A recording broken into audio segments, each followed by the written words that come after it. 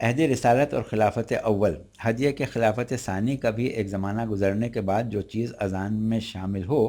وہ تحریف کے زمرے میں آتی ہے یا نہیں، یہ فیصلہ ہمیں نہیں کرنا ہے۔ البتہ ہم نے اپنے کچھ دوستوں سے یہ ضرور سنا کہ الصلاۃ والسلام علیک یا رسول اللہ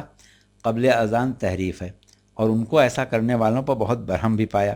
جبکہ ہمارے خیال میں تو یہ صرف مسجد کی پہچان اور عقیدے کا اظہار ہے۔ مؤذن جزو اذان سمجھ کے کہتا ہی نہیں ہے جو تحریف کا سوال پیدا ہو۔ ہاں مگر اذان فجر میں الصلاۃ خیر من النوم کو کیا کہیں جو جزو اذان بھی سمجھا جاتا ہے؟ ہم صرف کتب حدیث اور تاریخ سے اس کی بنیاد بیان کر رہے ہیں۔ پہلا حوالہ ہمارے پاس موطا امام مالک کا ہے، جو کہ امام مالک ابن انس کی تصنیف ہے، اور اس کا ترجمہ مولانا عبد الحکیم اختر شاہ جہاں پوری نے کیا ہے۔ فرید بک اسٹال سے یہ جاری ہوئی ہے، اور اس کا صفحہ 82 جو ہے اس میں یہ لکھتے ہیں کہ امام مالک کو یہ بات پہنچی کہ مؤذن حضرت عمر رضی اللہ عنہ کی خدمت میں حاضر ہوا اور انہیں سویا ہوا پایا، پس اس نے کہا کہ نماز نیند سے بہتر ہے۔ حضرت عمر نے حکم دیا کہ الصلاۃ خیر من النوم کو اذان صبح میں شامل کر دو۔ اس کے بعد دوسرا حوالہ ہمارے پاس فقہ حضرت عمر کا ہے، جو کہ ڈاکٹر محمد رواس قلعی کی ہے، ادارہ معارف اسلامی منصورہ لاہور سے یہ شائع ہوئی ہے، اور اس کا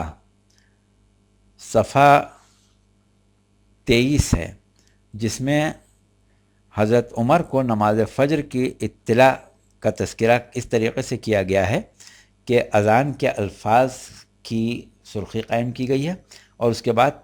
لکھتے ہیں کہ اذان کے الفاظ معروف ہیں، البتہ حضرت عمر نے صبح کی اذان میں الصلاۃ خیر من النوم کے الفاظ کا اضافہ کیا،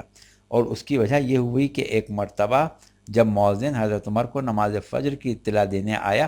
تو دیکھا کہ حضرت عمر بیدار نہیں ہیں، تو اس نے کہا الصلاۃ خیر من النوم۔ حضرت عمر نے مؤذن کو حکم دیا کہ یہ الفاظ اذان فجر میں شامل کر دے۔ اس کے بعد ہمارے پاس ایک اور حوالہ ہے جو کہ ہے کنز العمار کا۔ کنز العمال، اس میں علامہ علاء الدین علی متقی ابن حسام الدین، اور ترجمہ اس کا جو ہے وہ کیا ہے مولانا مفتی احسان اللہ شائق نے، دارالاشاعت سے شائع ہوئی ہے۔ اس میں کچھ حوالے ہیں جن کا ہم آپ سے تذکرہ کریں گے، دو حدیثیں صرف پڑھیں گے۔ پہلی حدیث صفحہ 558 کنز العمال جلد چہارم حصہ ہشتم، حدیث نمبر 23,251۔ حضرت ابن جرح حسن ابن مسلم سے روایت نقل کرتے ہیں کہ ایک آدمی نے طاؤس رحمۃ اللہ علیہ سے پوچھا کہ الصلاۃ خیر من النوم کب سے فجر کی اذان میں کہا جانے لگا؟ انہوں نے جواب دیا کہ یہ کلمہ رسول صلی اللہ علیہ وآلہ وسلم کے زمانے میں نہیں کہا جاتا تھا، لیکن بلال رضی اللہ عنہ نے یہ کلمہ حضرت ابوبکر صدیق کے زمانے میں اور ان کی رسول خدا کی وفات کے بعد کسی آدمی کے منہ سے سن لیا تھا،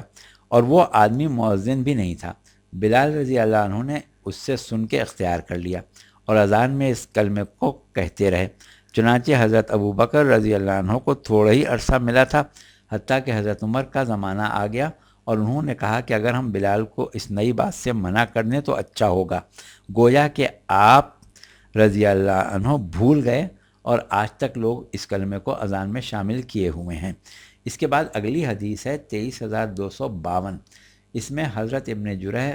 عمر ابن حفص سے روایت کرتے ہیں کہ سب سے پہلے الصلاۃ خیر من النوم حضرت عمر رضی اللہ عنہ کے دور خلافت میں سعد نے کہا تھا۔ حضرت عمر رضی اللہ عنہ نے کہا یہ بدعت ہے، پھر یہ کلمہ ترک کر دیا گیا، اور بلال رضی اللہ عنہ حضرت عمر کے